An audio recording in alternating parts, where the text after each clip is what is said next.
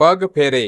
राजेश्वरी को आवाज लगाते हुई, सरोज, अरे गौतम की माँ, कहाँ हो? गोद से पाते को उतारते हुए थकान की पोटली सी धम से आंगन में रखे मुंडे में धस गई। इतने में राजेश्वरी की दूसरी पड़ोसन भी वहां आ गई और फिर शुरू हो गया वही खबरों का आदान प्रदान। अरे पता है, थकी सी दिख रही सरोज चौंकने लगी। प्रतीत होता जैसे चुगली करना इनकी ऊर्जा का टॉनिक हो।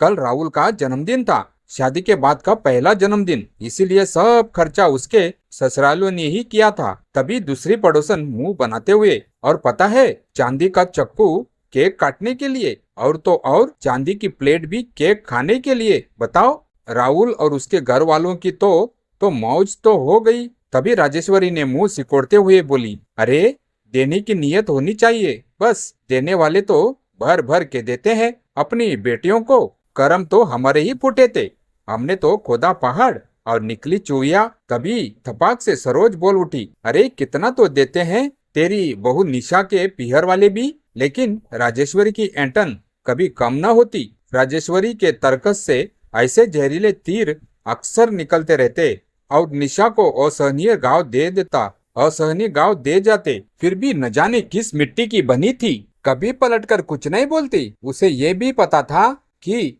यदि उसके पिता को ये सब पता चल गया तो वो सहन नहीं कर पाएंगे। वैसे ही वो तो दिल के मरीज है, एक बार हार्ट अटैक आ भी चुका है। इसीलिए भी निशा तो जैसे सहनशीलता के प्रति मूर्ति बन गई थी और सब ठीक हो जाएगा सोचकर अपनी दिनचर्या में लगी रहती। पति से भी इस बारे में या किसी भी बारे में कुछ कहने का फायदा नहीं था, क्योंकि हर बात में उसे निशा की ही गलती नजर आती। उसके लिए उसकी माँ एकदम गहू जैसी थी। कुछ समय बाद राजेश्वरी ने अपनी इकलौती बेटी का विवाह बहुत ही धूमधाम से किया। विवाह में देन लेन एवं भव्यता की चर्चा सभी की जुबान पर थी। लेकिन जब बिटिया शादी के बाद पहली बार पग फेरे के लिए आई, उसने खुले शब्दों में अपना फैसला सुना दिया, जिसको सुनकर सभी के पैरों तले जमीन खिसक गई। उसने अपना फैसला सुनाया कि अब वो वापस उस घर में एक कदम भी नहीं रखेगी, जहां इतना सब देने के बाद भी घर में कदम रखते ही तरह तरह के ताने मिलने लगे। और विजय, उसके पति ने भी उन लोगों को कुछ नहीं बोला। घर में सन्नाटा पसर गया। निशा को समझ नहीं आ रहा था कि वो क्या प्रतिक्रिया दे।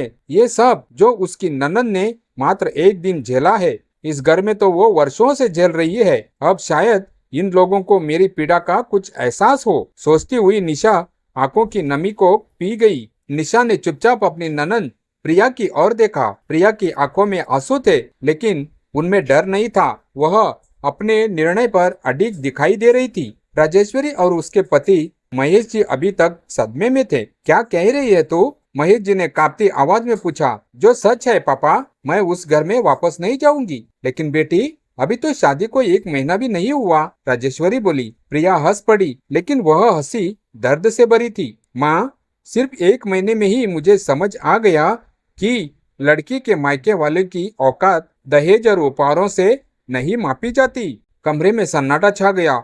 निशा एक कोने में खड़ी सब सुन रही थी। उसे याद आ गया जब शादी के दूसरे ही दिन राजेश्वरी ने उससे कहा था, तेरे बाप ने कार तो दे दी, लेकिन मॉडल अच्छा नहीं था। उस दिन निशा सारी रात रोई थी, लेकिन आज वही शब्द किसी और के मुंह से सुनकर राजेश्वरी बेचैन हो उठी। प्रिया, आखिर हुआ क्या है? महेश जी ने पूछा। प्रिया की आंखों से आंसू बह निकले। जैसे ही मैं घर पहुंची, सासू माँ ने कहा, बस इतना ही सामान दिया है तुम्हारे घर वालों ने। फिर ननंद बोली, हमने तो सोचा था करोड़पति लोग हैं। और विजय, यह कहते हुए उसका गला भर आया। विजय सब सुनता रहा, लेकिन एक शब्द नहीं बोला। राजेश्वरी का चेहरा उतर गया। उसे अचानक याद आया कि निशा भी अक्सर ऐसी ही शिकायत भरी आंखों से उसकी तरफ देखा करती थी, लेकिन उसने कभी उन आंखों को पढ़ने की कोशिश नहीं की। उस रात पहली बार राजेश्वरी को नींद नहीं आई। कमरे में करवटें बदलते हुए उसे अपनी ही बातें याद आने लगी। कर्म तो हमारे फूटे थे, खोदा पहाड़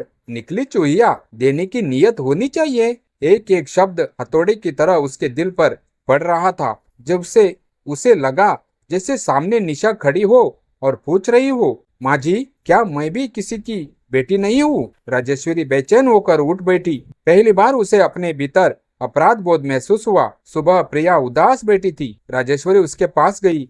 बेटी, थोड़ा समझौता कर ले। प्रिया तुरंत बोली, क्यों करूं समझौता? क्योंकि शादी निभानी पड़ती है। तो क्या आपने भी बहू को यही सिखाया था?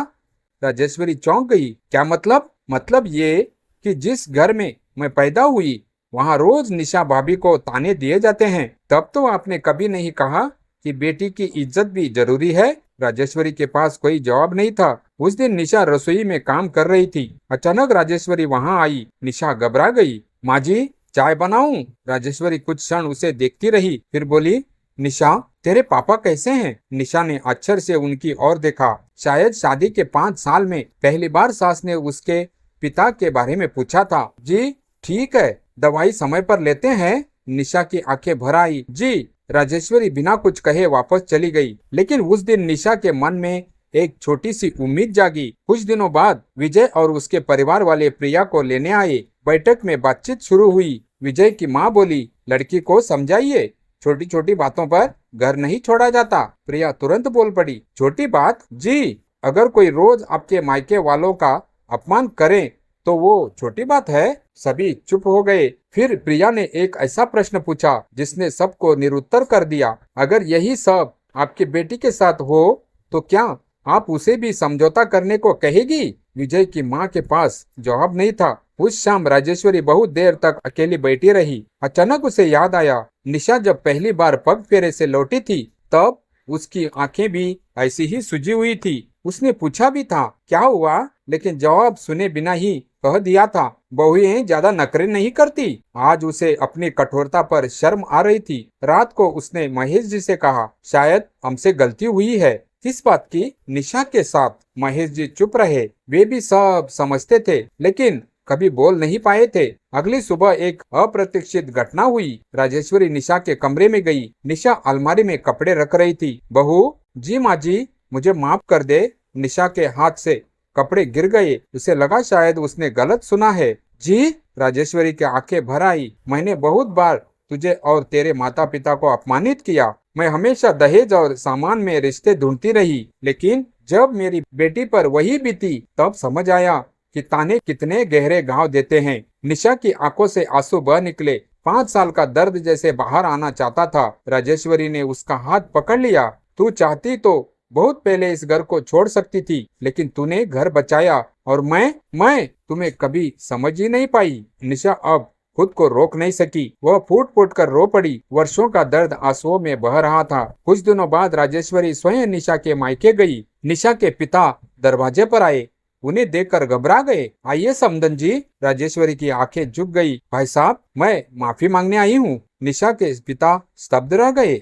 माफी? हाँ, आपकी बेटी ने हमारे घर को संभाला, लेकिन हमने उसे उसका सम्मान नहीं दिया। उसकी आंखें नम हो गई। आपकी बेटी बहुत बड़ी इंसान है। निशा के पिता रो पड़े। बस मेरी बेटी खुश रहे। उधर प्रिया ने भी अपने ससुराल लौटने का निर्णय लिया, लेकिन इस बार कुछ शर्तों के साथ। विजय उसके साथ खड़ा था। उसने अपने परिवार से साफ कहा, मेरी पत्नी का सम्मान होगा तो ही यह रिश्ता चलेगा। प्रिया की सास ने भी अपनी गलती स्वीकार की। धीरे धीरे रिश्तों में सुधार आने लगा। 1 वर्ष बाद आज फिर घर में खुशी का माहौल था। निशा के बेटे का जन्मदिन था। सभी रिश्तेदार आए हुए थे।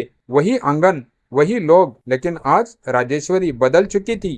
तभी सरोज चाची बोली, अरे राजेश्वरी, बहू के मायके वालों ने क्या दिया इस बार? राजेश्वरी मुस्कुराई। उन्होंने अपनी बेटी दी है। इससे बड़ा उपहार कोई नहीं होता। पूरा आंगन शांत हो गया।